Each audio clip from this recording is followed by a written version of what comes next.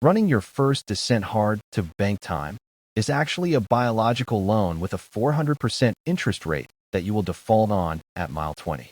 Most road runners transition to trails and immediately destroy their quads. They assume gravity is free speed, but downhill running generates eccentric loads up to 300% of your body weight per step.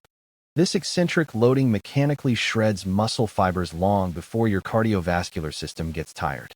If you race the first downhill, you aren't banking time.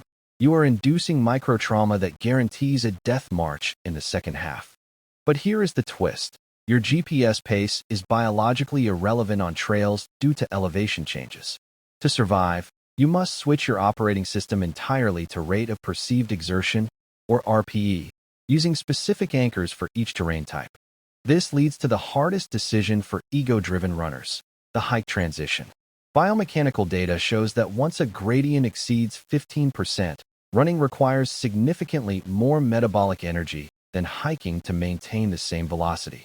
Switch to a power hike immediately when you hit steep grades or when your RPE spikes past 6. Think of hiking not as a break, but as shifting into a climbing gear to keep your heart rate from redlining. Finally, apply the first hour rule. The first hour of a long trail race should feel guilt-inducingly slow. By saving your quads early with high cadence, controlled descents, you preserve the mechanical durability needed to actually race the final miles. Pace the terrain, not the watch. Durability wins races.